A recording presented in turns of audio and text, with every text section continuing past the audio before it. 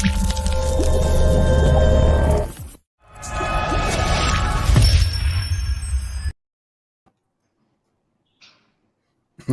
guys. Hi, this is Michael Waitze, and welcome back to MYANMORE Live Talks. I'm so happy to be back here. This is a series of live, authentic conversations featuring chefs, writers, actors, musicians, humorists, artists, and thought leaders from Myanmar. And the mission of MYANMORE Live Talks is very simple.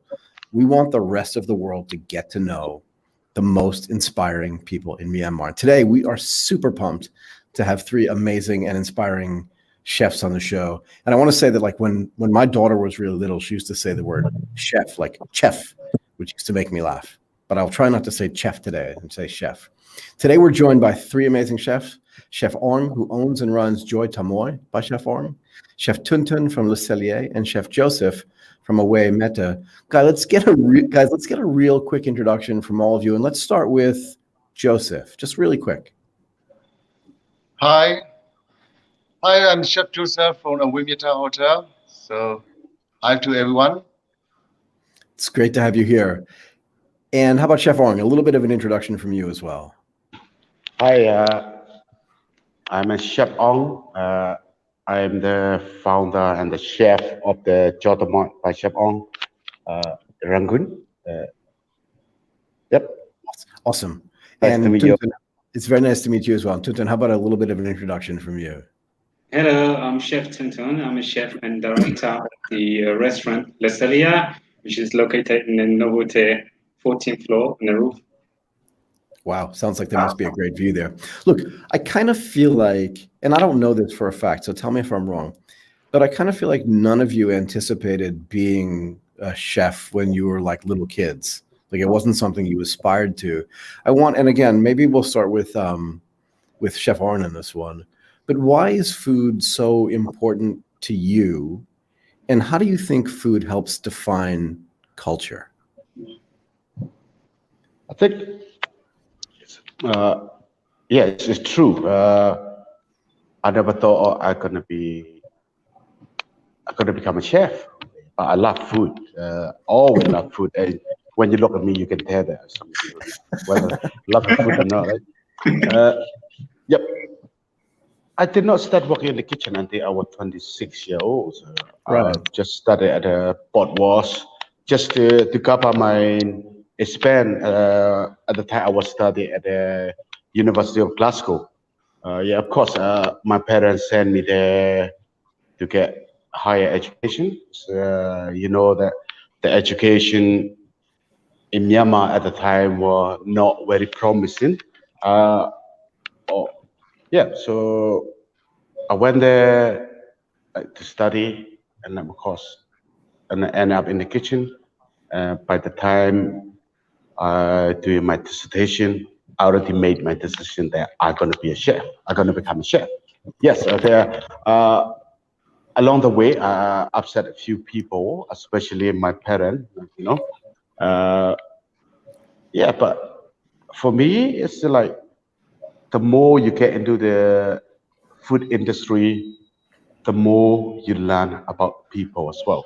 For example, let's say like you went to like Lebanese restaurant in the small street corner of Glasgow, Lebanese. For someone from Burma, especially from the village, very far from Rangoon, you heard of Lebanon. Right? You don't know anything about the Lebanese. And then, what's Lebanon? What's Lebanese cuisine? That's where you started to explore more. I think it's like in terms of the how you define the culture. Food, I think, is one of the most important thing to me. That's what I started to learn over the course of last decade or 10 years, something that I've been in the industry. This is really fascinating. So, Htun, how about you? Why is food so important, and how does it help define culture? And I want to corroborate really quickly what Chef Orng said. I believe very strongly that two things, if you don't know two things, then you don't know their culture. And that's one is the language, and the other one is the food. right? I lived in Japan for 22 years, and I think the only way to really figure out what's really going on there is to get deeply embedded in the culture. I mean, in the language and in the food. But Htun, what does it mean to you? Why is food so important to you, and how do you think it helps define culture? Okay, same thing I would say. My chef-like careers I started a little earlier, around 19. But wow. before, I didn't aim to be a chef. That was not my dream. But again, so we came from a village. I think three of us. We came from a village. Then we looked the way to go out from the country to look for something, for the life. Then okay, we took a chance to be a chef. Then when I get in the kitchen, and it was so difficult, it was a lot of challenges because we didn't have a very proper culinary school over here. So Right. It was so difficult. It was so challenging. Then why do I give up? So I have to move forward. Then when I get in there, so I find a lot of things because it's not the food is not just cook and stuff. So many things inspire me to go further. So for example, I work in Middle East for 6 to 7 years. So a lot of things inspire me to go further. Then so now I found my way where I want to be. So then the food is everywhere for me. It's everywhere. Like for example, nature is always inspire me to relate to the food that I'm going to create. So a lot of things. That food is most important as a chef or whoever. I don't know about Adam. For me, is most important in my life now. Joseph, how about you? Why do we love food so much? Yeah, for me, it's to be start with, I have to meet with my mom. So when I was young, I used to stay near to my mom always, and then every detail, single thing is like he teaching me like pick even like small detail stuff from there. So like picking the half, like ask you to do like some fried rice or something like, and then it just like really it was just like smallly growing inside my mind. But I didn't imagine to be end up with a chef. But so I study in here in Myanmar, and I just got a bachelor degree, and then after that I opened a tea shop, and then I was start to the food industry, and I start notice like it was so pleasant, the food that you serve, and then when you got the feedback from the people, and then like it just so make me pleasant, and then I see I want to go more further, and then that's why I also same like Chef Orng. So yeah, to start at the chef career. So my age like around 25. So me and Orng is almost the same. So and then I go to Singapore and study culinary. A bachelor degree, diploma for 2 years, and then I started working in the French fine dining restaurant, and I start getting back like this. Yeah. So I Chef think, go ahead. Yeah, No, go ahead. I think, Chef Joseph, yeah, you doesn't look like mommy boy, but sorry. Just but I mean, like, right, this is very interesting in here. Like, for Chef Htun, when you were 19, you made the decision to become, you end up as chef. That's understandable, right? You're a bit too young. But like you and me, how can we be so naive to enter into the industry where we underpay? I think it's just like, let's just joke. No, but you brought up a really good point earlier, and I want to follow up on this, actually. I'm very interested. We know when we're growing up that our families have expectations for us, right? Whether they want you to be a farmer because you're in a village, or whether they want you to be a doctor or an engineer. All of our families have expectations. But you mentioned earlier your parents, this is you, Chef Orng, like your parents sent you to Glasgow to get an advanced education, and yet you decided you wanted to be in the food and beverage business. How did your families, and let's start with you again, but how did your families react when you decided, I'm going to be in the restaurant, I want to be in the food business, and I kind of don't care what anybody else thinks or says? What was that like? I think it's just like don't get me wrong. I wouldn't be anywhere where we are now without the support of my family, right? Absolutely. I like, but I think it's just like, especially for those who, those from like, you know, the developing war, or like, you know, the country like Burma, where it's like your social status, like, you know, you don't really get to make decisions. Like you said, when during my high school, all the parents, not just my parents, all the parents, they want their The whole family, children to be like a doctor, engineering, or whatever. They send me there, well, a lot of effort. They, yeah, quite a bit of effort for them. They take a huge risk, especially somebody from the village. It's not from the privileged background. It's from farmer background. The whole my family generation are they are farmer, so they have to take huge risk to send me to UK to study. And then, yeah, for me, I'm study social science, which is the reason, as you know, that those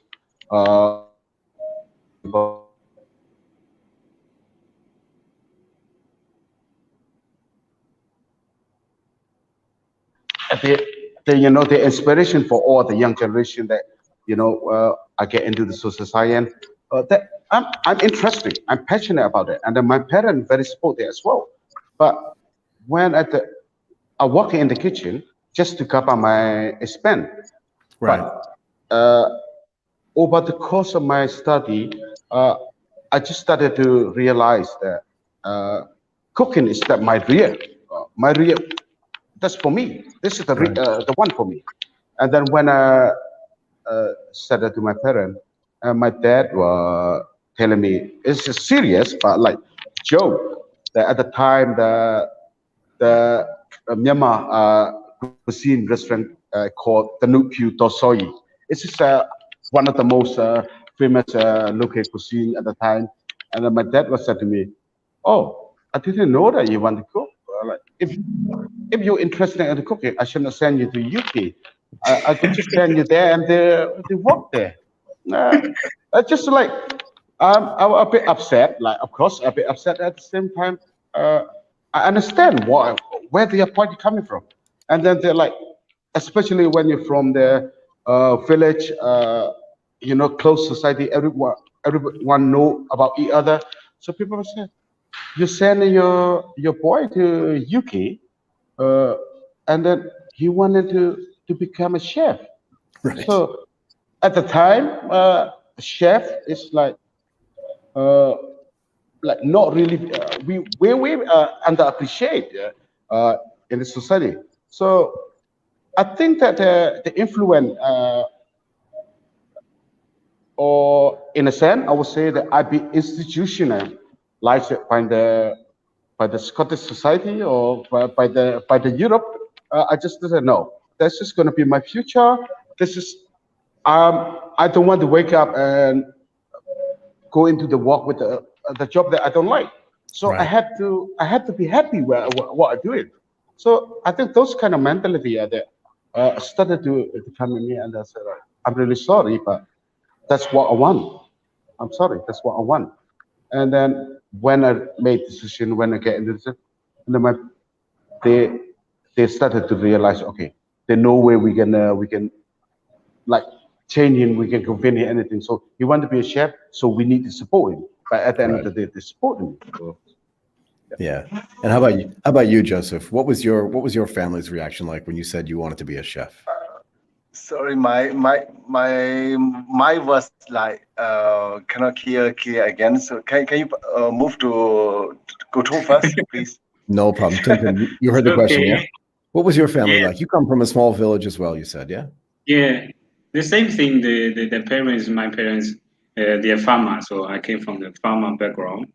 Right. And after high school, you know, my father, he told me, "You finish your high school, you wanna be a farmer." So, I mean, like we study for a long time. I mean, long times. Then I finished my high school.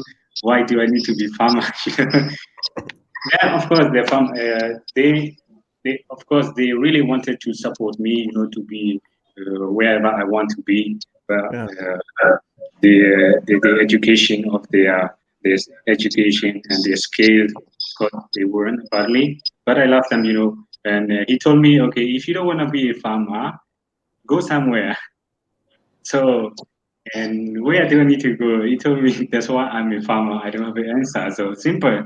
So I have to look for it. I have to look for what I want to be.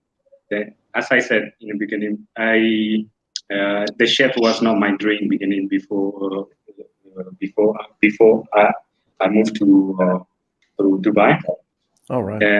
I came to Yangon city to the first step to look to survive, to live, and to get food and things, to get income.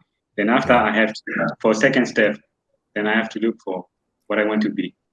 Then I think I'm the first one from my village to go to abroad from the country. I think I'm the first one. So of course, my relative, my auntie, my uncle, they told my parents, hey, send us Orng, seriously, are you sending?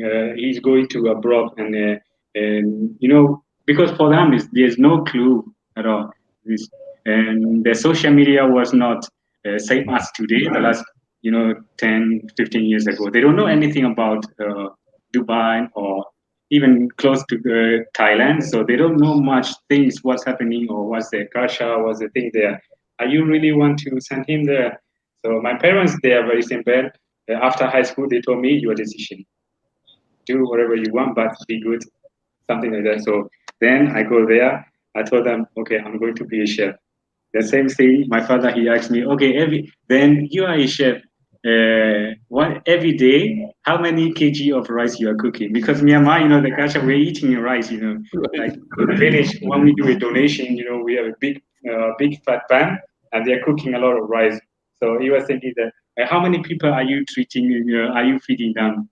So I said, every day more than 1,000. So that means you have to cook a lot of rice. You guys are having a lot of pot and pan, things like that. But this is their life.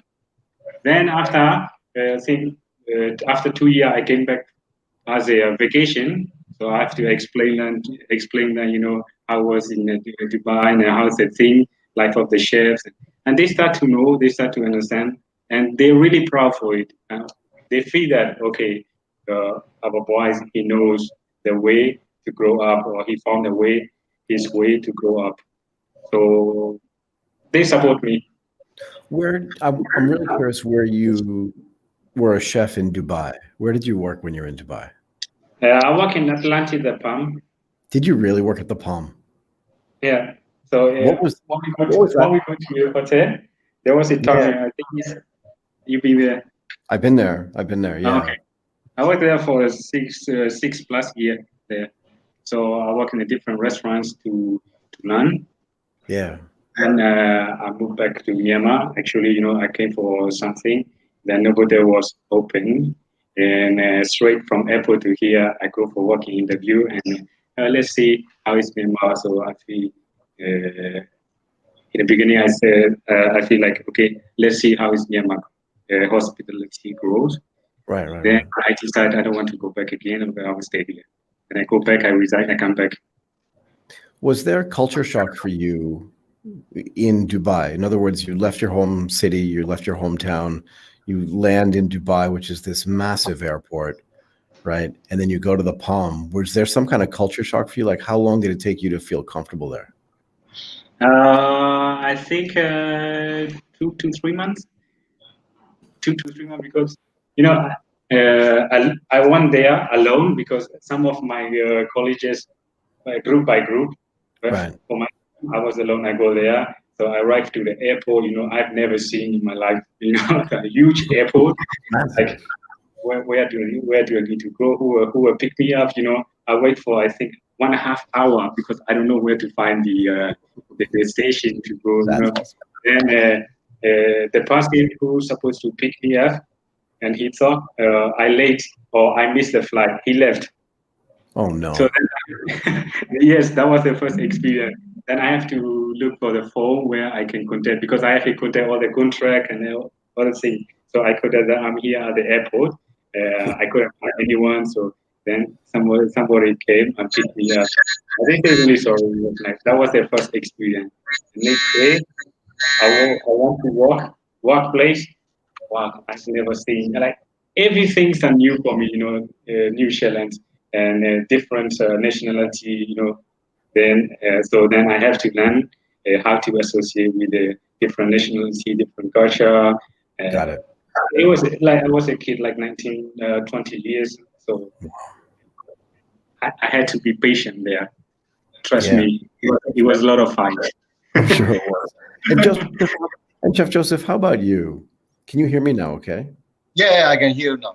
Because So- No problem. No problem.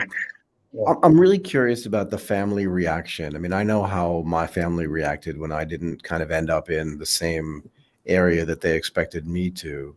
We all talked about this idea that you didn't expect to be a chef when you were a kid.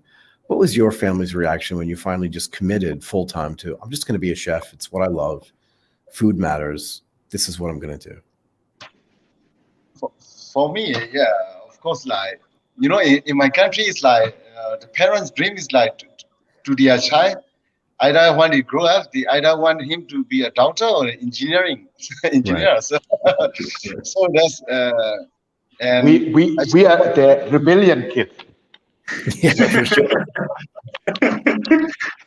actually what I choose is to become a chef, and also one of my choosing to be a chef is like, at that time in my country, as Chef Orng mentioned,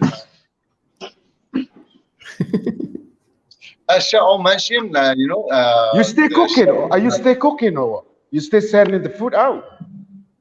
Yes, I was baking the cake. So, I love it. I love it. I love it. That's so good. but that time, like my to become a chef is like, even like for me, it's like to tell to my family or my friend, like I want to be a chef. Like they all think you go for a foreign country to become a cook. They don't think as a chef. They think Right. as a cook. As a cook. Yeah. So, uh, is this necessary to go abroad and then you want to be a cook? Right. Yes, we do. We need and we have to.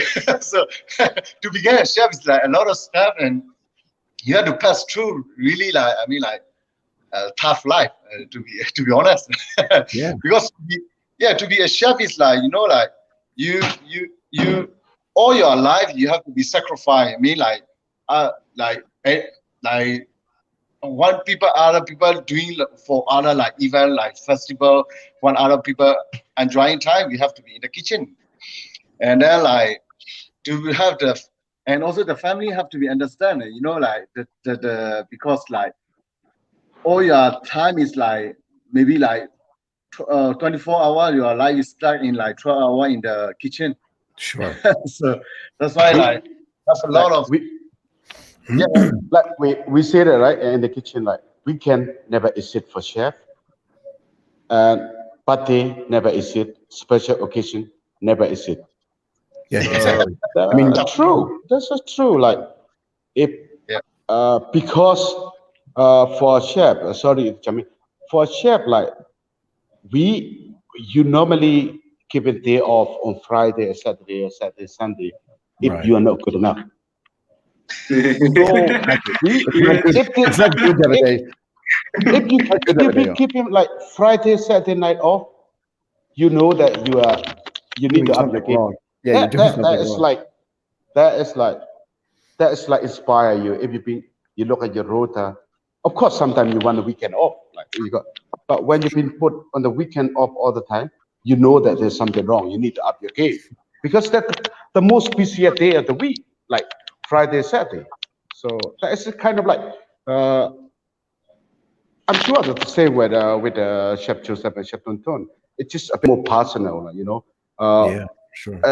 You started to grow. You wanted to like, is that the challenging? Like, you want to like, no, I'm not going to give up. If someone can do it, why not me?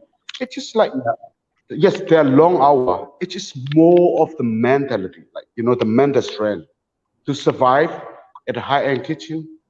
You have to be really tough. Yeah, it's hard. Really tough. Like Mandarin is the most difficult part. Yeah, and look, I'm not a chef, and I never would be because I'm not talented enough to do it, and I'm not smart enough to do it either. But I will say this: I've worked in a lot of kitchens. I mean that very seriously, and I've probably cut more onions than most people have ever seen in their whole lives. And what that means is, like, if I cut an onion today, my eyes are so used to the fact that I've cut onions, I don't even tear anymore. So I know how hard it is. It's really, really hard work. I want to ask you guys all this too, though, and I want to start with Htun on this one. Now that you've been doing this for a while, and it's weird, right? Because you're all three very successful now. Like, you're actually chefs, and your families can see it. And you all proudly say, separately, you've all said it separately, but you all proudly say you're from a small village. I think it's hard for most people to understand what it's like to be from a village. I mean, the mental image that people have is probably wrong, right? But I want to start with you, Htun. You must now be famous in your village, right? In the sense that your parents said, "I sent my son to Dubai," and for Orng, like, your parents sent you to the UK, and Joseph, your family asked you, "Why do you have to go overseas?" But now that they see you being successful, and again, we'll start with Htun on this one. Now they see you from, you must be famous kind of in your village, and you must make your family proud, right? Like, now really? they can. Now, no, but you know what I mean? Like, now they can actually, Yeah. brag is the wrong word, but now they can say, my son got on a plane and went to an unknown place and came home and did something we never expected. And we never expected him to be this successful. When you go home, you must be like a rock star in some way, no? Right. I can give you one story, but this is a true story, okay? Tell me. And I think there was one time I was on the TV, like Oh, no. cooking show, okay, cooking show in Myanmar. I came back, then I talked to my father and mother, my parents. Tomorrow, there will be a cooking show around 5 p.m. whatever. Okay, you know what Right. my father did, because he knows everyone from the village. Right. Village is not too big, and there was no electricity. Right now we get it. We got it now. Before, so no electricity. So we have a small generator, let's say. So then he went around to the village and he told them, "Hey guys, my son will be on the TV. In the village, not much. We can count how many TV in our village at that time. Okay, So yeah, my boys will be in the TV this time. Come to my house. I will go. I'm going to with a generator. I have a generator. Let's see together how he's gonna cook something like that. And that was his story. I never forget. He told me that. So you see how. And also we do very proud. But it's not just me. I think two of them too, because we came from the village where not much opportunity if compared to the city. And we see, or people see where we are right now, and we're really proud to say where we came from. And we will always say that. That's awesome. Orng, how about you? Yep. I think this is true. It's like, of course, in contemporary war, we cannot talk about equality, right? It's never going to exist, right? It's Right. like inequality and opportunity, right? It's a lack of opportunity for someone like us from the village, right? Right. We don't have like, for us to get into the town, even in Myanmar, most that this is 10 kilometers from my village. Right. That took us half day to get by the boat. So, and I'm ethnic Mon. I do not. I don't understand Burmese language until I went to school in Burmese language, but it's different. Like when you learn English in the class, that's not something you understand. Oh, No way. I moved to Myanmar, the capital of Mon State, when I was grade 7. Okay. I was struggling big time to communicate with my classmate, to communicate with my teacher. They're like,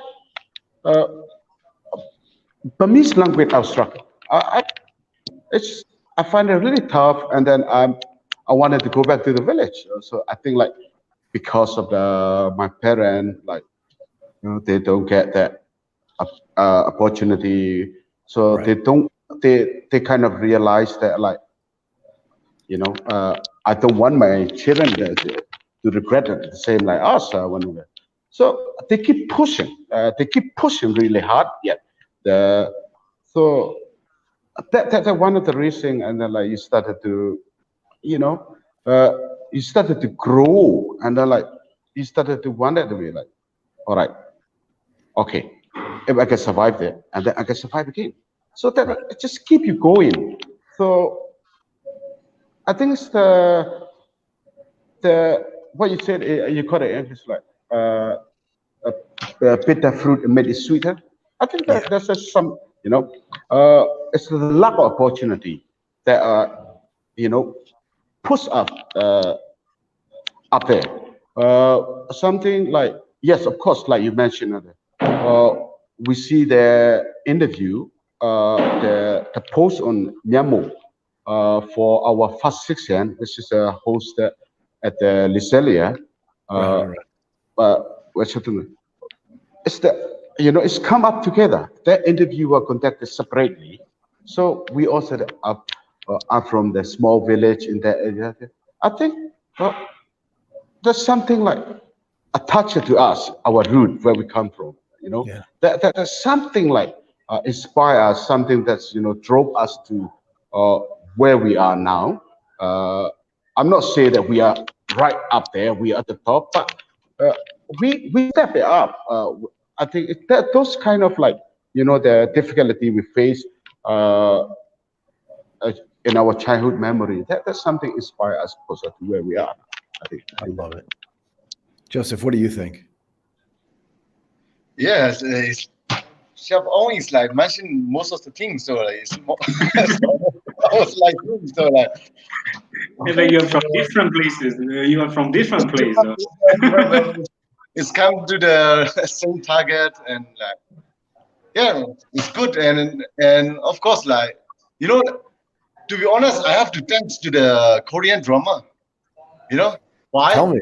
Because why? Myanmar people, they love Korean drama. And then before Korean drama of the chef, the drama movie, before that, people not really know what is the chef and the cook. Right. And then after the movie, and then people start, they start, they start developing, and then they start, this is the chef. So, and yes, I see, I'm the chef now. So, and then, but of course. You look a bit like Korea actor, I mean, they're not telling you that when you were there, like, you look like Korea actor or something, right? That play any part? I don't know, just curious, right? I'm glad you said that. Right, you all know that, right? It's just looking sharp, right? So, that's so good. Yeah, and then like interviews coming up, and like Myanmar, and then people start knowing about me, and then of course, like, my village people from my city, and they know, and then they send me, they say, I saw you in the video, the show, and then people start talking. It's good, and I'm sure my mom is gonna be very proud of it. I'm happy. Yeah, I'm happy. Okay, look, before I let all you guys go, I want to go in order again. What's your favorite food from Myanmar? We haven't talked about it at all. Let's start with you, Htun. What's your favorite food? What do I need to know about Myanmar? I always say that charcoal gray eggplant and a prawn, which is, I never forget that. And this is the most favorite thing, because which is since from my childhood, my father cooked it. So we used to go to our village, next to the Eawari River. Okay. So we have a small farm of eggplant, tomato, all the beans, and we go fishing. But it's not there were not a lot of fish, but we can get like river prawn, which is really nice. River prawns always nice. So we get some river prawn and eggplant just in a farm, with the charcoal or wood, and we just grill it, and we take the eggplant, and then we grill the eggplant with a little bit of lemon. Never forget. This is the best, and this is my favorite. And how about you, Joseph? What's your favorite Myanmar food? Yeah, for me it's a shan noodle. So it's a noodle, because You know, for me, it's like my village near to the China border is quite near. So Okay. every morning we used to eat like shan noodle. So it's that's my favorite. And my mom, anytime you want, not only the because normally people have the shan noodle for breakfast time, but for my home, it's like they have a piece. The noodle is there, and then they have the piece of the pork curry, and then so it's just like and anytime you can want it. So and That's awesome. that's my childhood. So I love And the shan. And how about you, Chef Orng? Let's finish with you. What's your favorite Myanmar food? Yeah, but this is I don't know that this is gonna put up a few people are gonna say, oh, right. I don't know. But like, don't get me. I think we probably have to agree that in terms of the food where Chef Joseph coming from is probably the best food in Myanmar. I would say so. But for me, someone that grew up in a Mon state, like Right.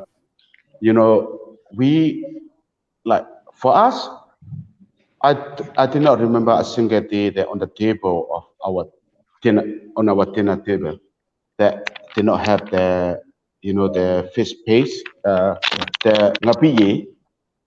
It's just like for some people a bit main, but for me like it's the same like cheese, right? It's just fermented. If you're not used to with the smell, it will put you off. Like the same like me, like the blue cheese and stuff like that. When I walk into the kitchen, I could not stand the smell. It just mingy, put me off. And then like when people will say like, "Oh, ngapiye, wow, strong, powerful," but for me, it's just like that umami taste that from that fish bake ngapiye. Uh, that what we've been eating all our life. Every day on the dinner table. So I would say that probably uh, I could finish my dinner just with that. Yeah. I think in a So way there's a part of us that all thinks about food maybe in one of the same ways that we think about music. When you have that smell, it reminds you of something maybe when you were a kid or when you taste that taste, right? And it's like music, you hear that song and you think, I remember hearing that when I was 16 and I can still see the same scene. And I think food kind of does the same thing. That sensory perception around food is really powerful as well. Look, I know you guys are super busy. And I think what people don't know is when you're done doing this, you're just going to run and start cooking. So I really want to thank all of you. Friday night. So Chef Orng, thank you so much for doing this. Chef Htun as well. Chef Joseph, I really want to thank you. And before we go, I also want to thank Marbled Black for supporting this show today. You three were awesome. Thank you so much again for doing this. Thank you, Michael. Thank you. Thank you very much. All right, guys, see you tonight for beer. Yeah. After service. Never say no. Never say no. Yeah, this is the thing that we were.